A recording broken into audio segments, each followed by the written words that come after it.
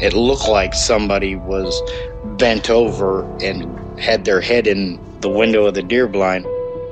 It either heard me or smelt me, and he pulled his head out of the tent and stood straight up, and that shocked me.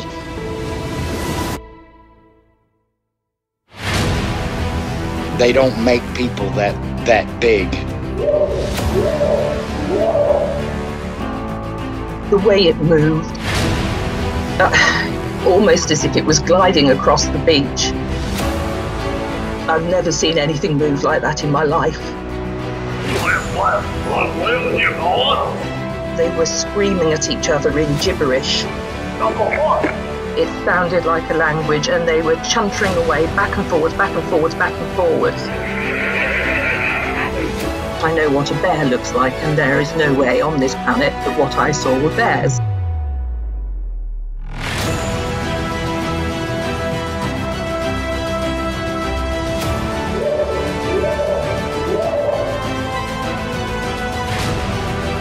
911, what are you reporting? Jesus Christ, you better... Sure. Yeah. Hello? Get somebody out here. What's going on now, sir? That son of a bitch is about 6'9", I don't know. Do you see him now, sir? Yes, I'm looking right at him. Uh-oh.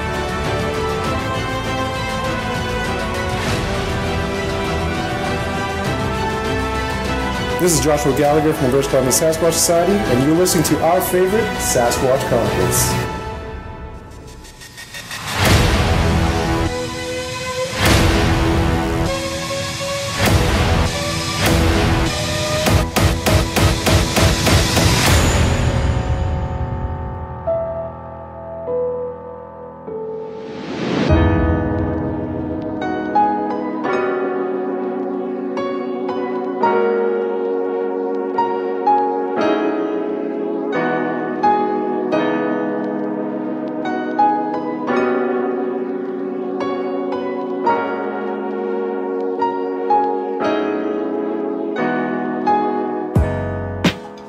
Welcome to the show, everyone. Thanks for being here tonight. Got a great show planned for you tonight.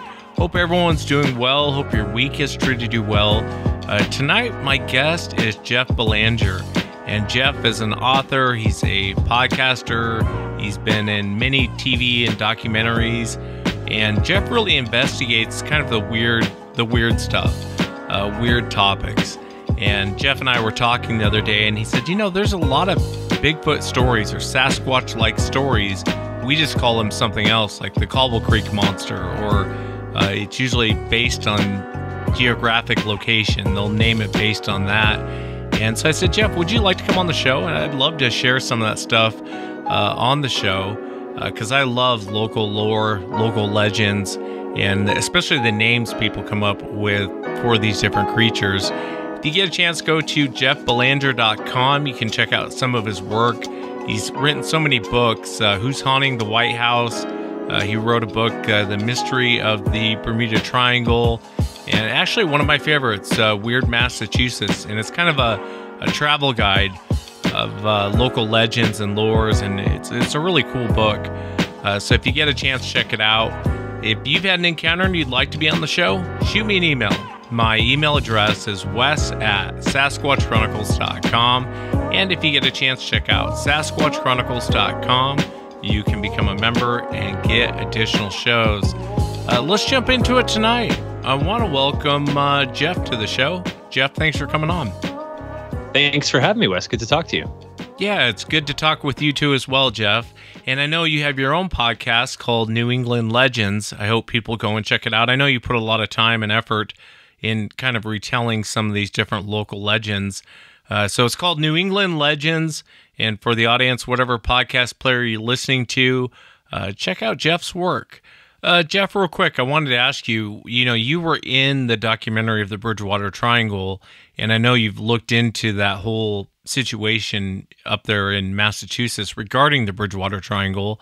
And I wanted to ask you, do you think, and I won't go too long into this because the audience is tired of hearing me talk about it, but do you think that area with all the bad stuff that goes on and all the weird stuff that goes on, do you think it's actually based on the curse of King Philip or Metacom from the Wampanoag people? do you think it's based on how they were treated when they left? I know there's a legend that they cursed it. Do you think there's anything to that? Yeah, that's what sits right with me. And I really come at this subject as like a history fan, a folklore fan, and appreciating that a story sticks around for a reason, right? It's not up to me. It's a collective decision. And a lot of weirdness has happened in the Bridgewater Triangle. There has been, like cryptid sightings, and there's been UFO sightings and mass murder and cult murder and all kinds of things, all kinds of strangeness. And when so I'm the kind of guy that always wants to know the backstory. So I always go back and back and back until you can find something, right? Some underlying cause. And when you get back into the 1600s, you find the King Philip's War, which is a war that was the bloodiest war in either American or British history per capita. We were England back then, of course. And per capita, meaning the greatest percentage of population died in this battle, this conflict than any other. And it's completely whitewashed. The worst part about it is that every Thanksgiving we teach our school kids, in 1620, the Pilgrims landed at Plymouth and the Wampanoag helped them get through those first couple winters, and they celebrate with this feast. And isn't it wonderful? And how we got along. And it was just a couple decades later that, man, we wiped them out. I mean, it was brutal. It was bloody. It was ugly. Every treaty was violated.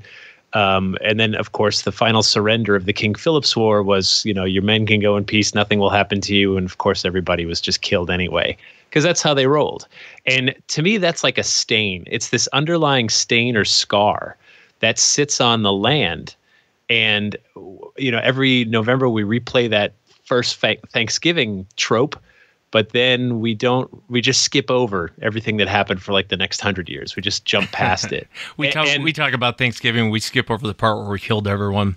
Right. Yeah. You do not want to come to dinner at our house because dessert is a bitch, right? It's really ugly. Yeah. And so, so I think in some cases, like these legends, these ghosts, these monsters, they're history demanding to be remembered. It sometimes forces you to take a good hard look. And as we're learning right now, my God, I don't know if you have access to the news or the internet, but we're sort of coming apart because I think in some ways our country's reconciling with sins of centuries ago, that have never properly been dealt with. And as everyone knows who has even taken a psychology course, right, you could bury thoughts and issues, you can ignore them, but they're going to bubble up until you actually deal with them. And I think in some ways folklore works the same way. We are still dealing with issues from the past, some cases the 1600s, that are still hanging around. And a curse, like a formal curse, I don't know. Curses are real when you believe in them. Whether there's like a formal one there or more of an informal discomfort that we have, knowing that something really bad happened here and my ancestors might have had a hand in it. Maybe it's a little more along those lines. Yeah, I hear you, and I appreciate you answering that. I was just kind of curious on your take on it, because as I started kind of looking into the Bridgewater Triangle and researching some of the different encounters, there's a lot of bad stuff that went on there. I mean, besides Sasquatch, lights, all the weird cryptids people are running into, there was a lot of bad human activity in that area. You guys had the cop on, the former police officer, and some of the stuff he talked about in that documentary was hard to listen to, but it just makes you wonder, why is so many bad things happening in this one area? Is it cursed? Who knows? You know what I mean? The funny thing, too, is the skeptic in me also recognizes that if you took any 220 square mile, roughly, area in the United States, that's populated, by the way. You need people for curses and history. If you took that same look and go back 300-400 years and look for all the bad things that have happened, you will find them. You'll find murders and you'll find strange activity and God knows what else. When the movie came out, it's funny how many people live in that area that had never really heard of the Bridgewater Triangle. But then now that they had seen the documentary, and they said, you know what, my house was always weird. This explains it. This became like this catch-all thing. Like, oh, now it makes sense why my cousin's so strange and lives out in that cabin, and why my house is haunted, and why I heard that strange thing in the woods, and there's no way it could have been like a deer or a bear or a fisher cat or something like that. It becomes a scapegoat, as the paranormal will do. Right? Like that'll happen it happens with Sasquatch. It happens with ghosts, aliens, you name it. It becomes the scapegoat. And that also keeps the story alive. Yeah, and I definitely want to touch on some of these different topics and some of your different books tonight, Jeff. And I know you have your own podcast called New England Legends.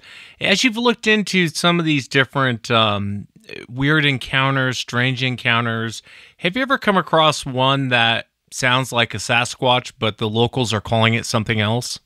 Yeah, so our latest episode that just came out is called The Cobble Mountain Critter. And the Cobble Mountain Critter is a story that's been lingering at least since the 1980s, when there was a Bigfoot sighting at a place called October Mountain in the Berkshires of western Massachusetts. And some campers, and that, which by the way is about 15 miles as the crow flies from Cobble Mountain Reservoir, which is where the Cobble Mountain Critter's been seen. So you had this sighting by 4 campers who heard these rustling in the bushes for like 2 hours. And they said, look, an animal just doesn't do that. An animal either attacks because it's scared or it runs off because there's human activity. And they investigate, they see this creature over 7 feet tall, broad shoulders, and they run for it. And then a few years later, another sighting on October Mountain, more to the east, which is towards Cobble Mountain Reservoir. And then in 2000, there's a report that's filed with the BFRO, the Bigfoot Research Organization, about this Cobble Mountain Reservoir creature. And again, by all accounts, a Bigfoot type creature. In some cases, he's got glowing red eyes, and there was a nickname of Red-Eyed Dick that went around. And then in other cases, he's got glowing white eyes, like dim flashlights. But the main part of the story that's consistent is over 7 feet tall, broad shoulders, upright primate. And the people that live in the area, and we're talking like a small town, like Blandford is northwest of Springfield. You may have heard of Springfield, Massachusetts. That's where basketball was invented. The Basketball Hall of Fame is there, Dr. Seuss is from Springfield. But this is well outside of the city in a really tiny, not populated area by this reservoir. And the reservoir has been closed to the public. And we're talking about something like 8,000 acres around it, closed off to the public since 2001. So if there was something out there, I mean, there's supposed to be no people around it, right? The reservoir is protected land, and you can't camp there, hunt there. And the stories we got are from people that have kind of snuck on to do some illegal fishing. But the people in Blandford, they all know it. They all know the story. And anytime there's something weird, they just say, the Cobble Mountain Critter, right? Like he's become kind of like this scapegoat for anything weird in Blandford. And so that's like a local version of it. And if you connect the dots, you've had like 3 pretty well documented sightings in a span of 20 years. In an area that's like only 15, 16 miles apart of the Berkshires of Western Mass, which is, by the way, like that's not very well populated out that way. And, the further west you go in Massachusetts, the less and less population. So you've got the Berkshires all the way over to Blandford, which is a little more central, and, 3 pretty good sightings, and then a town where everybody knows this creature. Yeah, I love the local legends, Jeff. It's so cool to, especially when you're from a certain area. When I first got into this, I would look into encounters in the South, but the problem is a lot of times they don't call it Sasquatch or Bigfoot. They have a different name for it. A lot of it's based on geographic location, like Devil's Creek, Devil's Mountain, Monkey Mountain, Ape Canyon. They'll throw in some other local name for it. What other accounts have you looked into of local lore? Oh, my other favorite one, and let me just say too, I put more stock in that, right? Because labels, I get it, we need labels, but at the same time, they're dangerous, right? Because one person sees something weird and says, that's an alien, that's a gray alien from space, outer space, somewhere far away. And someone else goes, no, that's a demon. And someone else goes, that's a cryptid. And someone else goes, that's, your imagination. And it's all very much left to the eye of the beholder. I love if you went to Blandford and you said, hey, look, I study Bigfoot. And they go, there's no such thing as Bigfoot, but I have seen the Cobble Mountain Critter, right? Yeah. So the Bigfoot name suddenly derailed that particular person into thinking like, oh, you're one of those kooky people. And that's all nuts. But I have seen this 7.5 foot tall, hairy, upright primate called the Cobble Mountain Critter. And you go, oh, okay, you're right. No such thing as Bigfoot. But please tell me more about the Cobble Mountain Critter, right? So this is where labels can sort of hurt us. And as a guy that studies everything, like I get into ghosts and monsters and cryptids and aliens and alternate realities and weird history, I really have tried my best over the years to refrain from using those words and just asking, especially when I'm talking to a witness, right? Just say like, you tell me what you saw. What do you think it is? How do you interpret it? And let them talk. There's another one in a town called North Adams, which is, you can literally spit into New York State, and we do because we don't like New Yorkers. I'm just kidding. It's right on the New York line. I have a large New York audience, so go ahead. We're from Massachusetts. They know it's not personal, right? It's like a Red Sox and Yankees thing. Like there's no venom there, but it's just a mutual hate respect relationship. So anyway, in North Adams, there's a place called Coca-Cola Ledge, and it's called that because way back in like the 1920s and 30s, there was a giant Coca-Cola logo painted on this cliff face as like a billboard. And the cliff looks over pretty much the whole town. You can see it from almost anywhere in town. The cliff is tall. I mean, it's got to be, I don't know, it's got to be 100, 150 feet. Enough, if you fell off it, you're dead. You're not going to get injured. You're going to die. And the other thing about the cliff is it's very easy to get to the top because it's kind of like a gentle slope on either side. So, you can just kind of walk up either side and you'll be at the top. Since the 40s and 50s, people started talking about the monster of Coca-Cola Ledge. And again, easy to get to the top and dangerous to be up there because if you fall, it's not going to end well. And there's a college in town and fraternities have been painting their letters on that cliff face as well for many years. So this story has been sort of passed around. And again, a blondish, hairy, 7 foot tall plus upright primate creature that lurks up there. And again, that's the Berkshires. North Adams is a populated town out there, but from that cliff on to the east and south, it's just all forest. And this creature's been reported up there. It's also a story that parents, I think, have been all too happy to propagate because it's dangerous. And of course, your kids are going to want to go up there and play and investigate and check it out. And so if a monster story can keep you scared away, then maybe that'll help keep the children safe. And there's a long history and tradition of that. That goes back to like gray ladies and green ladies that haunt the castle ruins in England, right? I mean, you would tell your children, if you go near the castle ruins, the gray lady will get you. She'll eat you. And you wanted to scare your kids with these stories because castle ruins are dangerous places. You could fall and you could break your arm or break your neck and die. So in some cases, we keep these stories around because they serve us. And in other cases, it's because someone really saw something and reported it. I also talked to someone who said, no, that was my brother. That was the monster Coca-Cola Ledge. He used to go up there and scare kids, and it's him. And even that is interesting, right? Because that's someone who wants to become part of the story, who says like, oh, no, I'll define it. I will be the last word on it. It's me. I was the guy up there. But while that may account for a couple of the sightings, definitely not all of them. Yeah, I guess every culture does that. There's always some truth behind a story like that.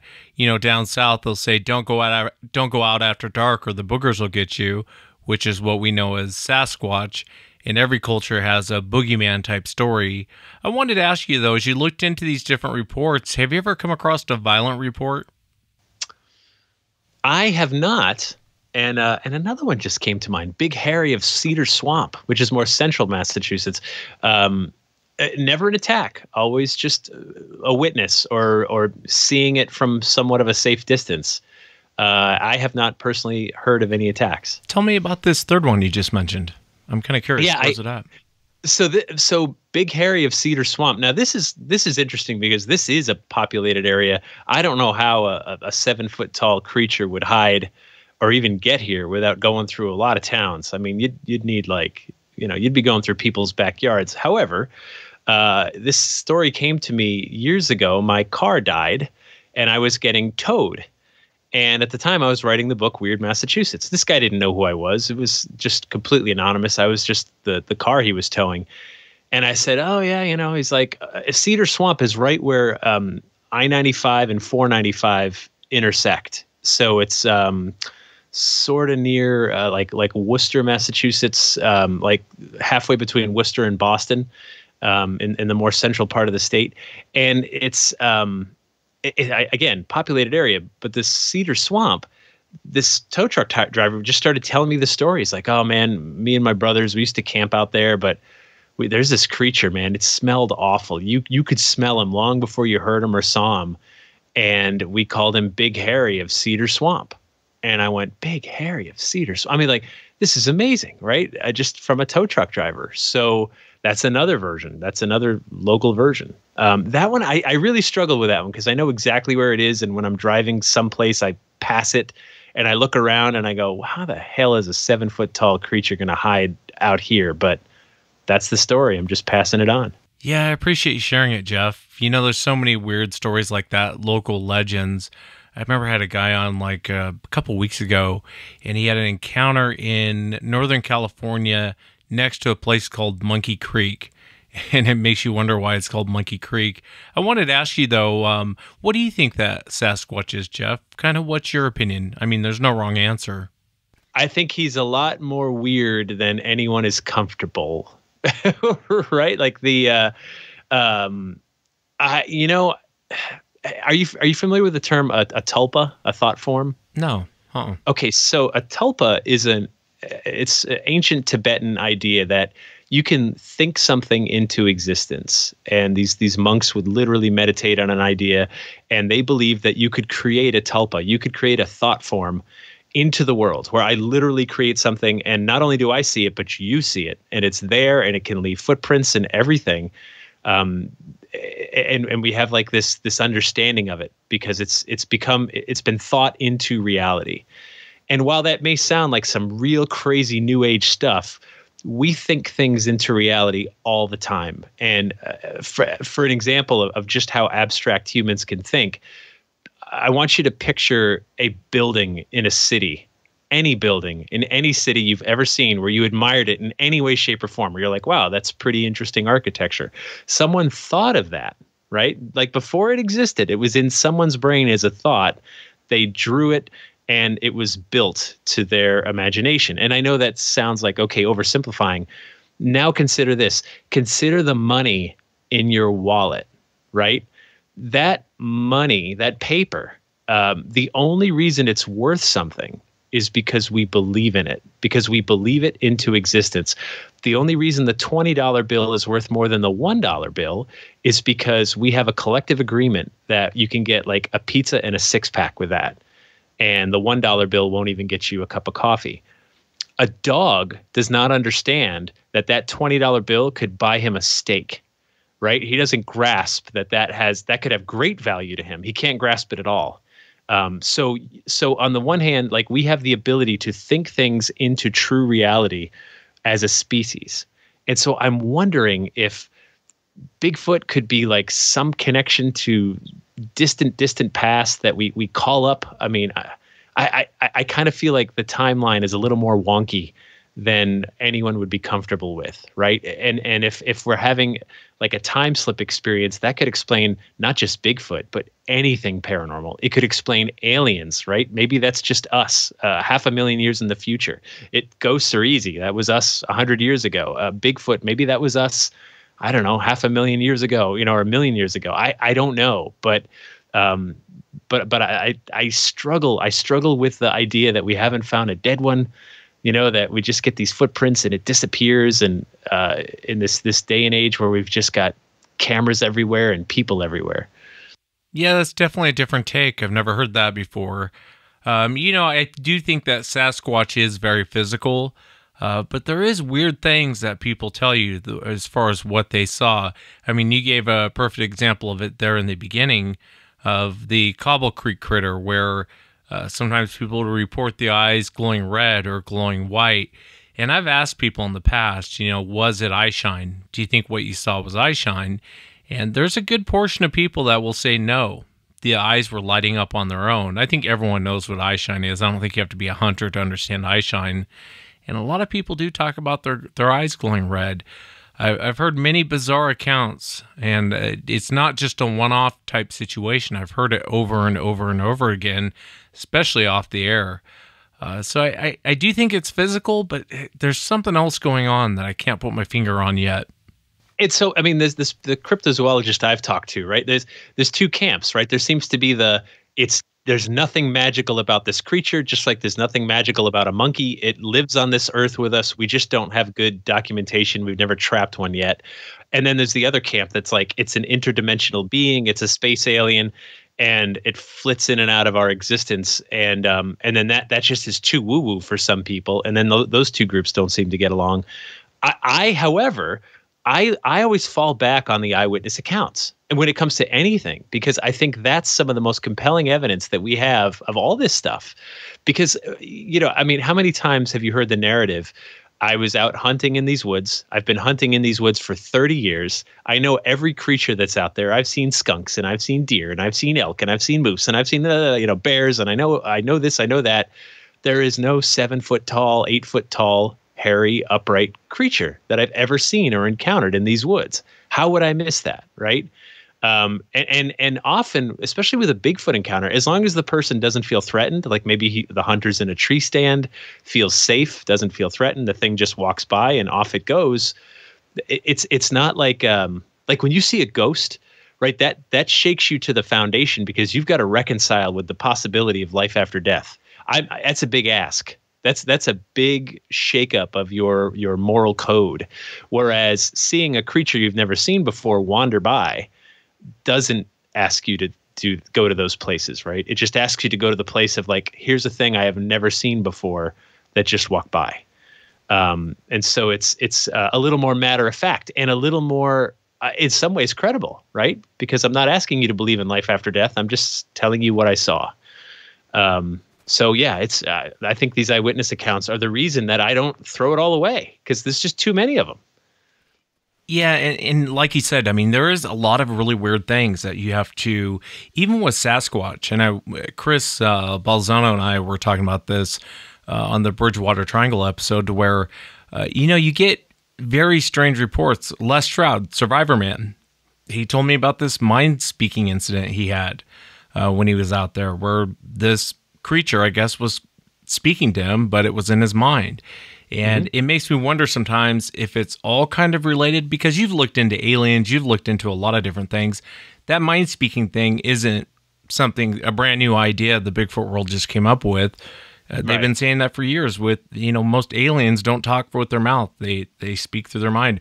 And I've had even poltergeist, people who've, demonic entities where something's talking to them in their head, kind of the back of the head. So it's weird to see all of these little bits and pieces of like, oh, that's weird. I also see that over here in this subject. I also see that over here, in this other subject. What's kind of the weirdest cryptid you've ever looked into beyond Bigfoot? The Dover Demon. What's a Dover Demon? The Dover Demon is a creature that was experienced for literally 27 hours in the late 1970s in Dover, Massachusetts. And it was experienced by 4 different people over the span of like a little more than a day. And it started because a guy named Bill Bartlett was driving home down this road in Dover. And Dover's kind of like a small community, like, kind of a wealthy community. People will probably work in Boston and have a nice house out in Dover, just to give you some perspective. And so he's driving home, and there's a stone wall, as we've got plenty of those around here. And he sees this creature, maybe 3.5 feet tall, hairless, big glowing eyes, but glowing probably in reflection of his car headlights, and almost like the gray alien head, but crawling more like a primate with very long, spindly fingers, no hair that he could see. And he saw this thing for probably about 7 or 8 seconds, which sounds like a brief period of time, but it's really not, right? If you're driving down a road at 35, 40 miles an hour and you see something way up ahead and you follow it with your eyes as you drive past it, right? I mean, that's about 6 or 7 seconds.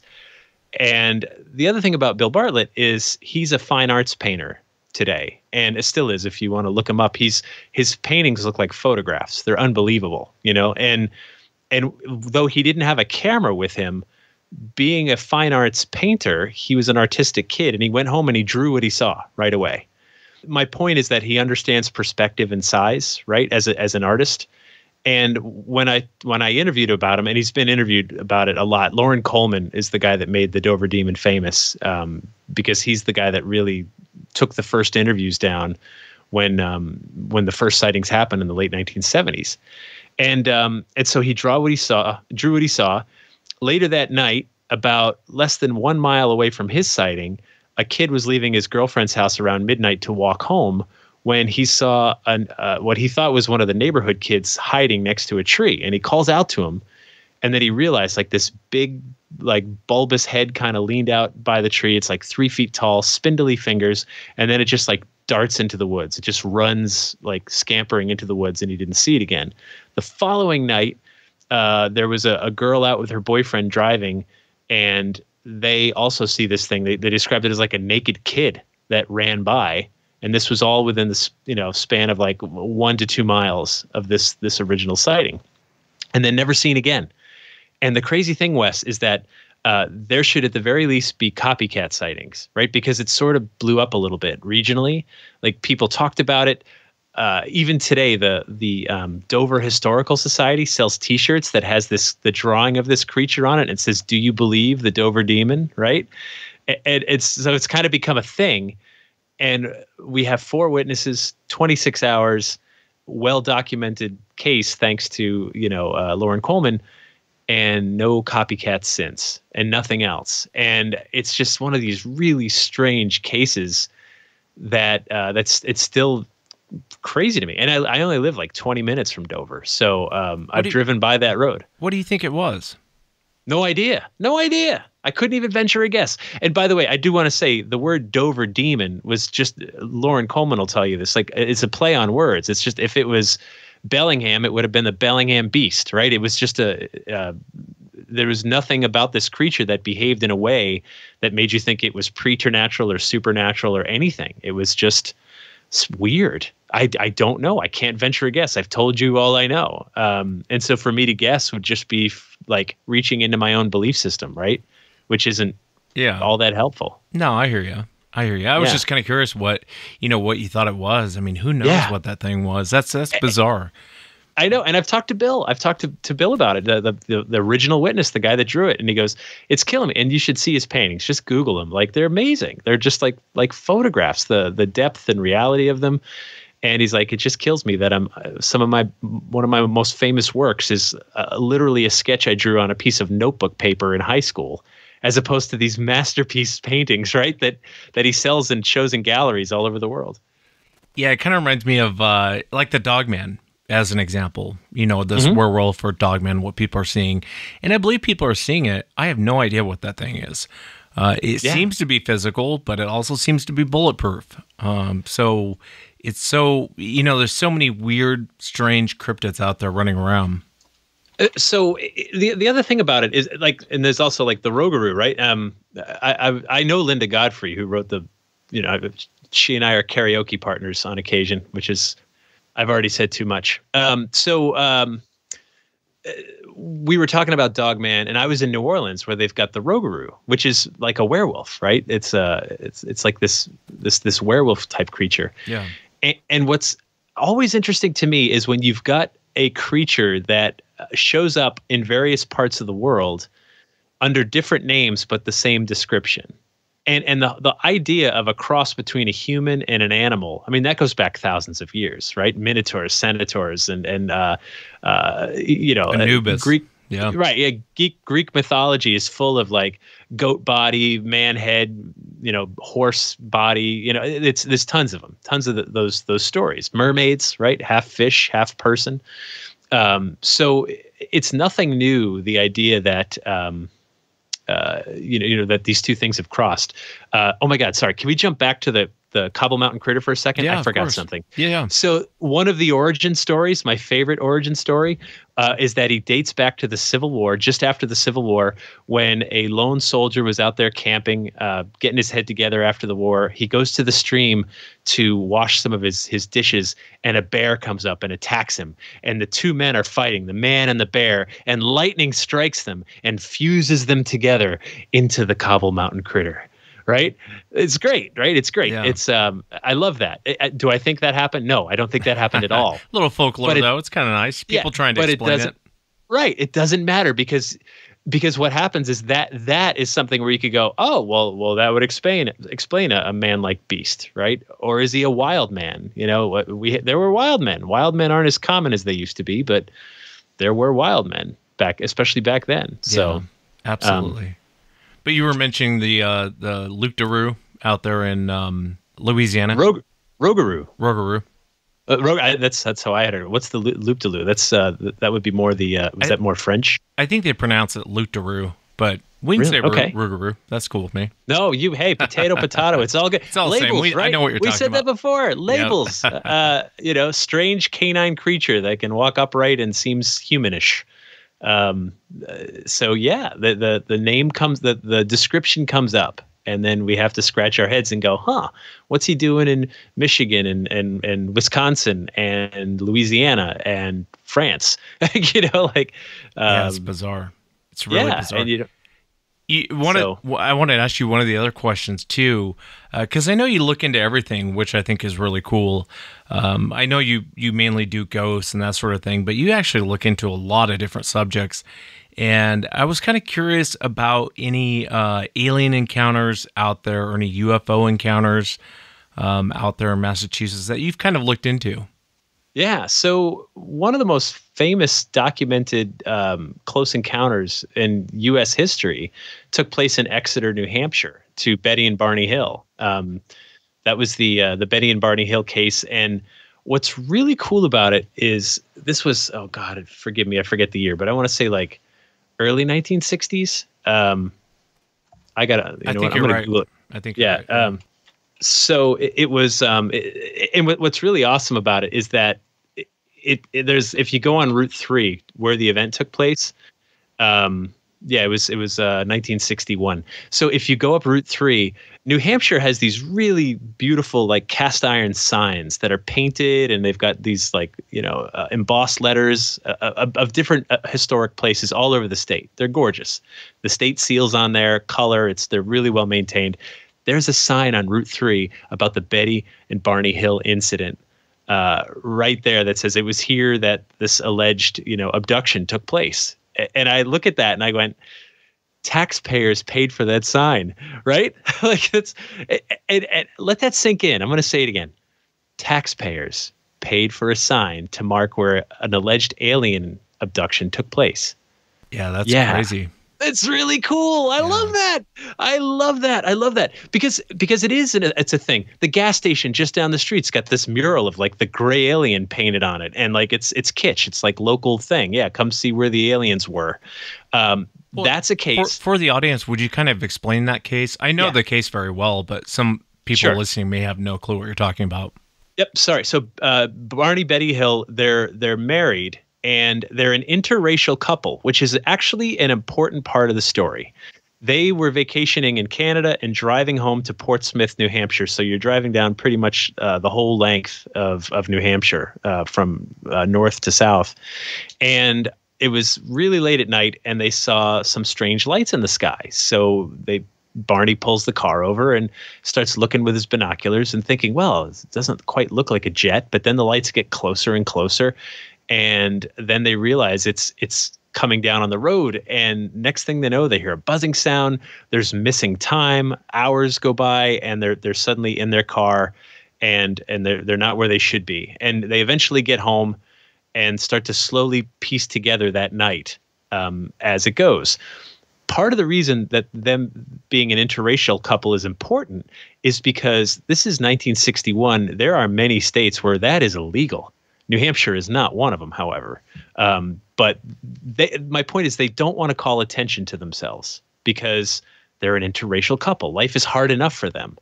And so they told a military officer, someone else wrote it up, and then the story just sort of starts to explode, right? Because this case seems rather credible.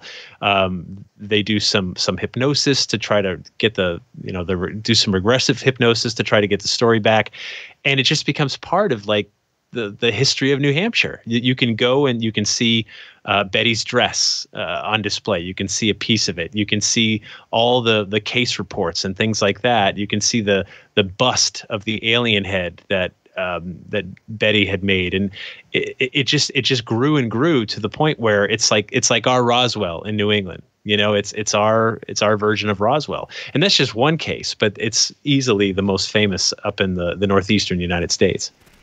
Yeah, it is. And I've watched interviews with them. I mean, that is one of the first cases, I think, that of an abduction that I think ever reported, really, or maybe one that became so popular. I interviewed Travis Walton, the fire in the sky. Yeah, I know Travis. Yeah. That guy's not lying. I can tell you that guy's not lying. And what's interesting is when you talk to Travis today, he probably won't like me saying this, but you can tell this guy's experienced some trauma. Something happened to this guy. If I didn't know anything about, his abduction or anything about him, and I just met him, my first thought would be something happened to this guy. Do you want to hear my Travis story? Yeah. Okay, so when I was growing up, my dad and I used to love watching like all the movies and about all this stuff. Like we watched it, and we watched Fire in the Sky, and we thought like this is crazy. When I started speaking at paranormal conferences, I've been at several now where Travis and I were both speakers. And so the first time I met him, I'm like, oh my God, Dad, right? Travis Walton. So I was speaking at a conference in, we flew into Fargo, North Dakota, but then drove into, where were we? Anyway, it doesn't even matter. But we were like 2 hours from Fargo and in the middle of nowhere. And it was at this casino, big event. And I was like, wow, Dad, Travis Walton, how cool. And I saw him speak for the first time and tell his story. Very compelling. And on the last night, Travis and I both had to catch like the 6 a.m. flight out of Fargo. So we had to meet in the lobby at like 2:30 in the morning to get our ride to the airport. And so when faced with hard decisions, do I stay up until the bar closes and then stumble up to my room and just throw my suitcase together and leave? Or do I try to sleep for a few hours? I went big. I stayed at the bar till it closed. And then I wander down to the lobby and there's Travis and it's just the two of us and our ride's not there. And it gets later and later. And we're telling the manager like, dude, when you miss a flight out of a small airport, you may never get home. Right. Because like the next one could be 2 days from now and it's full. And, so finally the manager of the hotel is like, get in my car. I'll take you. And Wes, I've never seen such darkness, right? There's no lights. You look forever on the horizon. There's not even a house out there. It's pitch black. We're doing 90 down the middle of the highway. He's like, I'm straddling the line on purpose in case there's any animals near the side of the road. We're less likely to hit them. So my life's in danger. I'm still drunk. And Travis is in the back seat. And we're cruising along. And I'm looking up and I'm like, if the mothership came down right now, like, I get it. They're here for Travis. But I will be collateral damage. And I'm looking all around at the sky, right? And then pretty soon on the horizon, there's these like twinkling lights and it's getting bigger and it's getting like wider and it's filling the horizon. And I'm like, Travis, dude, do you see that? And he looks up and he's like, I do see that. And the driver goes, guys, relax. That's Fargo. We're getting close. It's a city. I was like, oh, I thought that was it. I thought I was going up with Travis. Just again, they weren't after me, but we didn't. Anyway, that was cool. my almost close encounter. Yeah, Travis really is the coolest guy on the planet. He's a lot of fun to hang out with. That is funny though. You guys see the city coming up. Yeah, it was me. It's totally me. And I admit, I had like 300 drinks that night, and it was totally my fault. But I was like, dude, do you see that? The other thing I want to ask you is regarding the ghost, and I know you look into a lot of different paranormal encounters, and what's like the most terrifying demonic or poltergeist, I guess, are one and the same. No, they're not. Oh, okay. Just so quick point of reference. So when we say poltergeist, we are referring to living people, not dead ones. Poltergeist seems to be a manifestation of PK or psychokinetic ability, where like a dish could break and no one's touched it, right? Where it seems to be tied to someone or multiple people in a home. And it's something that's not fully understood. However, I mean, Princeton had the Pear Lab, Duke University had the Rhine Center. Like this stuff has been studied and in some ways reproduced to a certain extent in the lab. So when we say poltergeist, we are referring to mental abilities of living people. Ghost would be more like, I tend to use the word ghost and spirit interchangeably. Although some purists would tell you a ghost is like a residual haunting, like a movie that just plays over and over. And a spirit would be more like grandma came back, 2 months after she died and said, I miss you, I love you, and I hid the gold in the couch. Don't throw it away, right? Yeah, more of an interaction. Yeah. And again, labels, right? Dangerous because all that matters is that what you think, right? If you're the person there and you see grandma, you might call her a ghost. You might call her anything, or just call her grandma, right? And that's okay. That's the word you choose to use. So, but as people and those of us that document this stuff, we try so desperately to fit them into neat little boxes, even though they're human experiences, and human experiences tend to not fit well into neat little boxes. But we try. Yeah, I might argue with you on that one. I don't know enough about the subject to speak intelligently about it. But regarding, a ghost or demon, whatever title you want to give it, is there a terrifying account that kind of stands out to you? Yeah, so I got to do one of the last big interviews with George Lutz, who lived in the Amityville house in, the Amityville horror fame. And this was before the third movie came out. It was for my second book called Our Haunted Lives. We talked about everything. We talked for hours about everything from like the summer of '75 right up until present day, how this thing affected his life. I've also had the opportunity to interview his stepson, Chris, about it. And what I learned from everyone is that everyone's a liar. Everyone exaggerated the story. However, yes, that house was truly haunted. Consider this, if nothing else, for those who may not know the backstory, Ronald Butch DeFeo Jr., who is still alive right now and sitting in jail, went into that house with a loaded Marlin rifle and killed his two parents, his brothers, and his sisters, all in their beds, all in one night. Executed his entire family in their beds.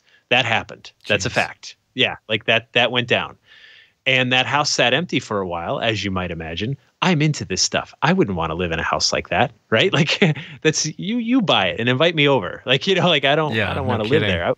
So anyways, so George was talking about some of the stuff that was happening in the house, and his story I actually found a lot more frightening than the movie, because come on, you watch the movie, Eddie Murphy made the joke. It's still true, right? You walk into the house and it's trying to eat you and it's screaming, get out. You're like, too bad we can't stay. We're out. This movie would last 30 seconds. You'd walk out the door and you'd be like, and we're gone. I'm leaving all my stuff there. That's that. George tells a story of feeling singled out at first. Like he's in bed and he hears what sounds like a marching band kind of like tuning up downstairs in the living room. And of course he wakes up because he's startled by the loud noise. But his wife's still asleep. So he's like, well, I'm the man of the house. I should go investigate. So he goes down the steps and he sees his black lab at the bottom of the steps, sound asleep. Now you got to be thinking like, okay, the black lab is not going to sleep through a marching band, right? Like the lab would have been up and barking and whatever, but he's not. Is it me? Is it just in my head? What's going on? And so this is happening to him. Little things, right? Little things that seems to be just affecting him to the point where he's afraid to tell others. I don't want to scare the family. I don't want them to think I'm nuts and lock me up, whatever. But then pretty soon other family members start to say, hey, some weird things are happening to me in this house. Me too. And then they start talking. And I asked George, and he said, I didn't want to leave this house. I'm like, 6 people were murdered there just a couple of years before you were there. You're experiencing weird, uncomfortable things that's messing with your sleep and your sanity, and you don't want to leave. And what he said just chilled me. He said, the house was charming. And I went, oh my God, charming. Like the house itself, he said, was like almost like cast a spell. Stay here. Don't go. This is a better place to be. And that I thought was really frightening. And I've only heard a couple people in all my years of interviewing folks about their haunted homes and experiences. I've only heard a couple people say that they felt their house actually had a charm to it, as frightening as it was. And to me, that's real fear, right? It's one thing to just be scared and it's evil and you want to get away from it. It's another when it's frightening and evil and you want to be near it.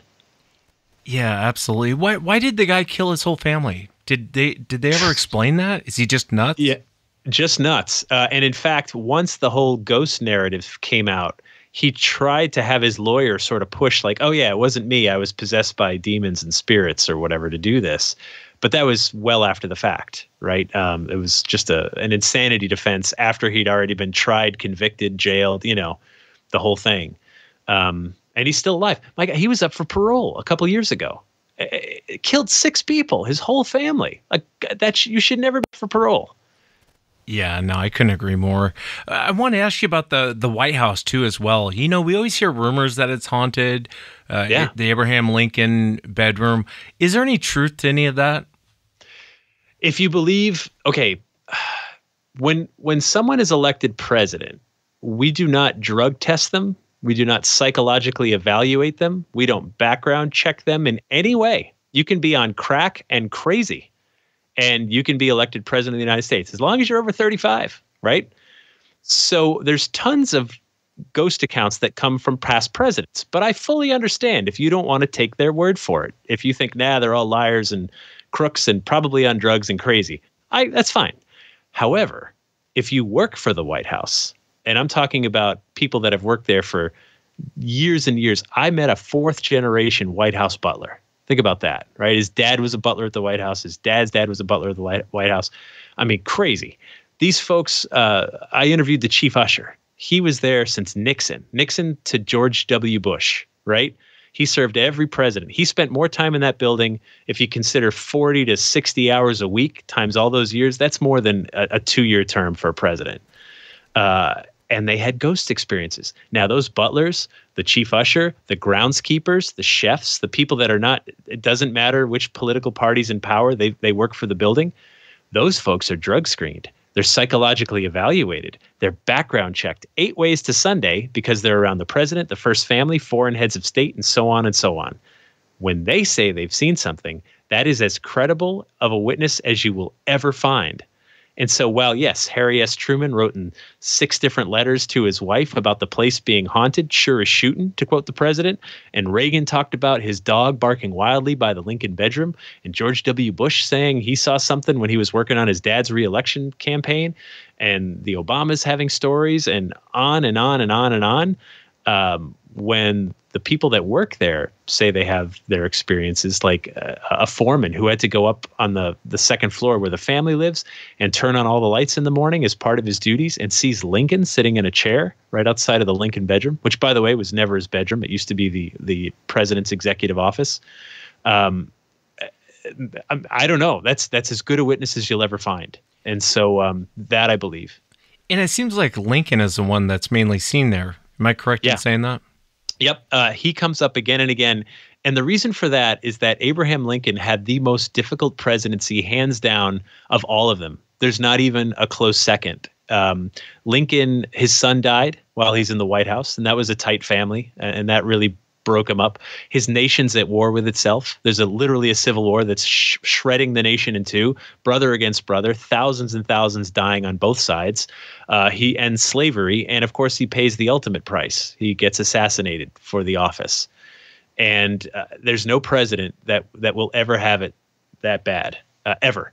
And so I think in some ways a ghost is summoned.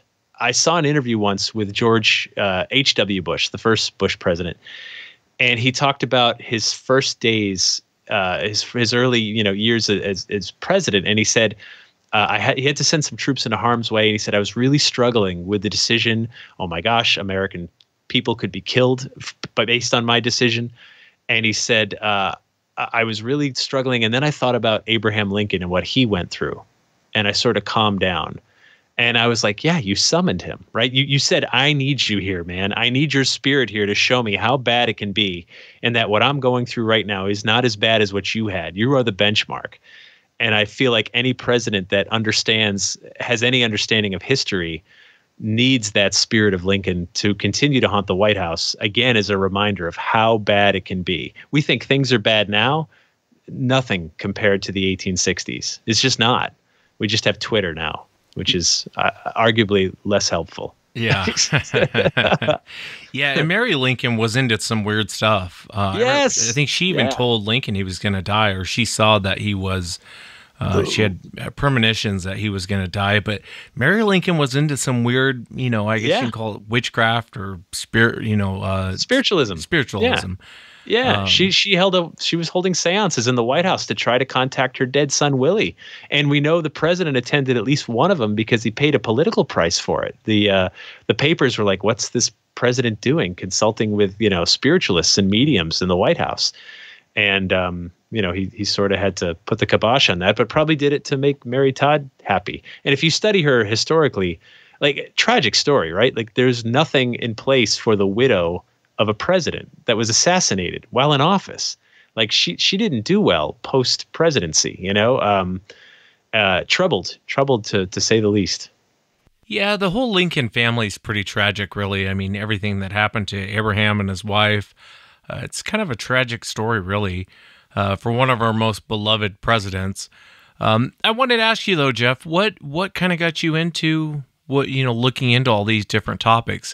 Because I know you look into everything from Sasquatch to ghosts to aliens, you name it, you've probably looked into it. What kind of made you start looking into some of the weird stuff going on in this world?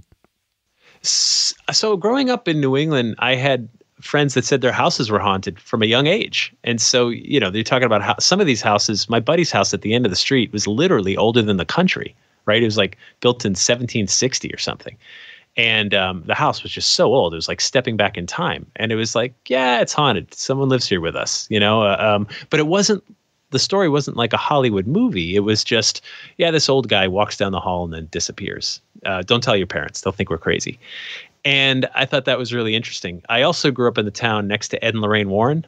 So from the Conjuring movies and all that, like so I knew them since I was, like 12 years old. And so I'm sure that had something to do with it. I went to school to be a newspaper reporter. That's what I wanted to be. For your listeners who don't know, a newspaper is this, like, it's paper, but it's big and it's got words in it, and it talks about like news that's happening. And anyway, it's a myth. It's a legend. So I wanted to be a newspaper reporter, a features guy. And I got hooked around October looking for ghost stories and finding out that sometimes the history backs up the legends, and talking to the eyewitnesses. And then I started a website in 1999 called ghostvillage.com, where I started to put some of my stories, and it got a lot of traffic. And I said, tell me your experience. And people from all over the world were sending in their own ghost encounters. And then I started writing books, and then I started working in television. So it was not a career I planned. It's just I kind of woke up one day and went, oh my God, this is my job. What's your favorite topic that you're looking into? I mean, what's kind of your, like for me, it would be Sasquatch, but for you, what's your favorite subject? I don't know, man. Like, I mean, ghosts, sure. If you look at my body of work, that's been the majority in the past. And I still love a great ghost and haunting story. But at this point, I'm so open, because I said years ago, like, look, if you're going to go down the rabbit hole, there's no point in going like halfway, right? Jump in, keep going, plow all the way to the end. Don't limit yourself. I was at a conference once, and MUFON, the Mutual UFO Network, was there, and a guy was a great guy. I forget his name. Forgive me. But we were talking, and he said, I was working on this case, really cool, like close encounter of the second kind. And we're at these people's house, and they're telling us the story, and everyone's really writing notes, and we're all getting excited because this seems like a real legit case. And then the homeowner said, by the way, we think our house is haunted. And he's like, it's like someone farted in the car. at that point. And all the UFO people are like, well, we're done here. That's that. They think there's ghosts here too. We're here for UFOs. And I went, oh, how sad, right? Like, these people are experiencers and they're experiencing things. And they were judged because they used a label that upset someone probably of the ilk that aliens are just simply life forms from another planet and we can document them, as opposed to maybe aliens are a lot weirder than anyone's comfortable with. So I've sort of learned over the years that keep an open mind, because one person's alien is another person's cryptid, is another person's demon, is another person's coincidence, and look at all of it. So I can't give you one right now. It's someone. I'm fortunate. So our podcast has got like this great audience of people, and we've got a Facebook group, and folks are always sharing stories. And as you know, like when you do things for a while, you kind of become a magnet for the stories, right? So someone has like a Sasquatch sighting. They're like, Wes, dude, I got to tell you what happened to me this weekend. And you're like, cool, right? Like, let me hear it. So I'm fortunate that when weird stuff happens to people, sometimes I'll get an email about it, or a text message, or a message on social media. And all I can tell you is at this point, I've looked into enough stories that there's something that literally happens in my stomach where I'll start reading like Cobble Mountain Critter, like a bear and a man fused by lightning. Oh man, I gotta look into this, right? Like, it starts in the guts and it goes, oh, you're doing this, man. You're looking into this. Like, let's get on it. And so that's all I wait for, is just that visceral reaction to hearing a story that may not be true, but is still sticking around, and maybe there's some truth in it. And that's sort of what drives me. Yeah, absolutely. I get it. And I had to laugh when you were talking about the MUFON people not wanting to hear about ghosts. You should come hang out in my comment section sometime when I do a show and it's not strictly Bigfoot. Bigfoot only. People freak out, and I don't get that. To this day, I don't get it. But tell me about your podcast, the New England Legends. It was actually born on television. I started doing a series for PBS called New England Legends back in 2013. And my main gig is I work on the show Ghost Adventures for the Travel Channel. Like, that's my day job for the last 12 years. My partner is a producer at PBS, and we sort of collaborate on this thing. It's just us. There's literally only 4 of us that work on it, pay for it. And it started airing on PBS. And it's been cool. Like, we were nominated for 2 Emmys, and it's really neat. Like, when it's just you, That's right? very cool. We get no help from anyone, like just a couple of us. And so we started as a television series, and then that's on Amazon Prime. There's 8 episodes. If you're a Prime member, they're all free. And then there's just so many stories that it turned into a weekly podcast about 3 years ago, and we haven't missed a week in the last almost 3 full years. Of a new story every single week from somewhere in New England, something weird. We do cryptids, we do lake monsters, we do ghosts, we do just plain weird history.